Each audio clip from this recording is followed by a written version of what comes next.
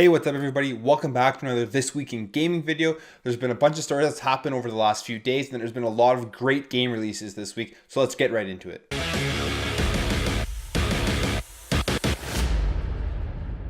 So one of the things that Nintendo Switch fans have been wanting from Nintendo since it was first released was to have another Joy-Con, a separate Joy-Con from the original with a real D-pad for the left Joy-Con. Well, Hori, who is officially licensed to create Joy-Cons and create peripherals for the Nintendo Switch, is creating a left Joy-Con with a real D-pad. Now this Joy-Con will cost only $25, but it won't include a lot of the features on the current Joy-Con for the Nintendo Switch. So for example, it won't have HD rumble, it won't have motion controls, and it can only be used when docked. So you can't use it on the attachment for the controller, or you can't use it as a single controller when you're playing with friends. But like I said, this will only cost $25. It's for those people who really want that D-pad on the Joy-Con, mainly people who will be using it to play fighter games. So we got 3 new trailers for the upcoming Detroit Become Human PS4 exclusive game. It's that cinematic choose your own adventure game where depending on what you choose, you'll have different outcomes and a different story. Again, like I said, we got 3 new trailers of the 3 androids that you will be using in the game. And the first one is Conor, who is a agent who goes out and tries to determine why crimes occurred, what was the cause and effect of the crimes. Then we have Kara, who is, we've seen in a previous trailer that was quite controversial, and she is a housekeeper and helps people with their household chores, and you see her sitting with a little girl. And then you have Markus, who we don't know much about, but he seems to be very important in this game, and he is owned by famous artist Carl Manfred, and he is told to follow his dreams and follow art and do what he likes and follow his heart. So we got those 3 new trailers showing these 3 androids that we will be using in the game. If you're interested in that, make sure to check out those trailers. So Sea of Thieves is finally launched, and it's been met with mixed reviews, and we didn't get any really big day 1 patch when it was first released, so there was kind of a joke in the game when you got it. You got a day 1 actual patch, not a downloadable patch, and now they've actually are going to be releasing a patch in the future, and this patch will include you losing gold every time you die. Depending on how you die, it determines how much gold you will lose. If you were to die in a way that was really unavoidable, you will lose less gold than if you were to die by doing something stupid. And here is what Rare had to say about this upcoming patch. This new feature has the captain of the ferry of the damned deduct a small gold fee when you die. Rates are dependent on the cause of death, so the more avoidable the death, the less patience the captain will have when we enable this feature. Please note we never intended to charge players for PvP related deaths, as we understand the negative impact this would have on player experience. So when Sea of Thieves was released in beta, a lot of the feedback that Rare was getting is that people didn't want to lose gold when they died, and that is why they say in that quote that they didn't intend to take away gold if you were to die in PvP action, but it looks like they will be implementing it. So some people are a little upset about this. But from my experience, I think that it is kind of good that there is an incentive not to die and not to just play reckless, because if you're losing gold every time you die, you're not going to want to just attack every ship you see. You're not going to want to attack every little ship you see, and you're going to have to be more strategic in how you play the game. And I think in the long run, that could be a good thing. So I'm not sure when this patch will be coming, but it will be in the next upcoming patch for Sea of Thieves. So as we know, EA was working on a new Star Wars game with Visceral Studios, and they shut down Visceral Studios, and then we didn't know what was happening with the game.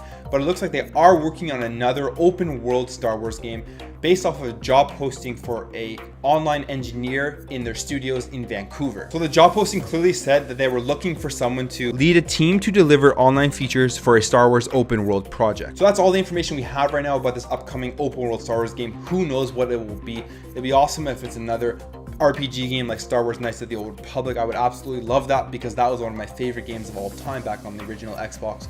So who knows what we will be getting from the Star Wars game, but I'm excited to learn that they are still working on it and that they are developing a brand new open world Star Wars game for us. So it looks like we will be getting a live action Street Fighter TV series that will be in development by Entertainment One.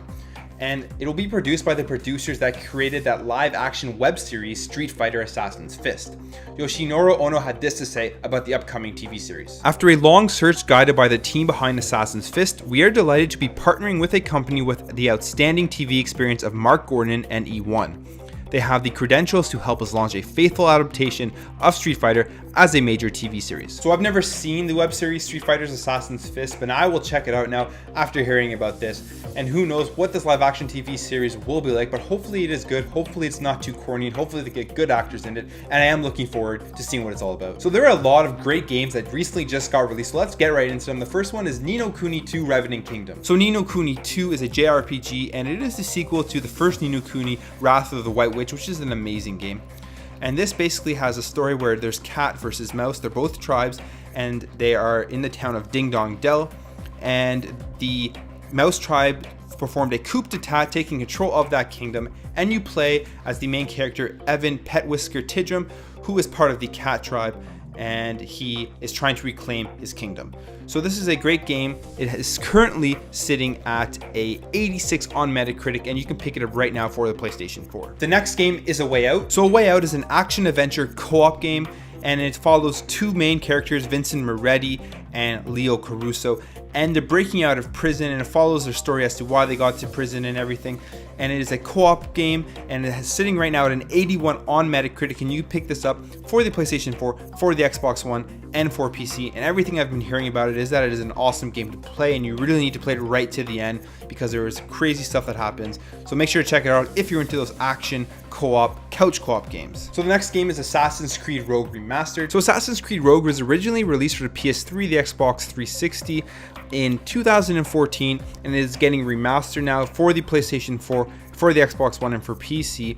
And this is one of the Assassin's Creed games that takes place in the northern parts of the United States. And you are playing as Shay Patrick Cormac, and he goes through insubordination and a dark transformation, and then he becomes assassin, and he becomes part of the Brotherhood. And it is one of the better Assassin's Creed games when it first came out. So if you're interested in the Assassin's Creed games and you haven't played this one, check out this remastered version of Assassin's Creed Rogue. So the next game is Attack on Titan 2. So Attack on Titan 2 is out for the Nintendo Switch, the Xbox One, the PlayStation 4, and PC.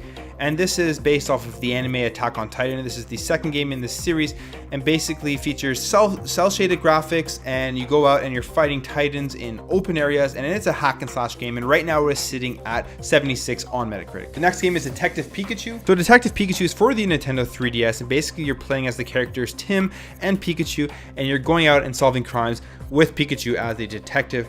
It's a very cute, fun, interesting game from what I've been hearing, and it is sitting currently right now on as a 73 on Metacritic. And the last game is Sea of Thieves. So Sea of Thieves is out right now for the Xbox One and PC, and it's that exclusive Microsoft game that everybody was looking forward to.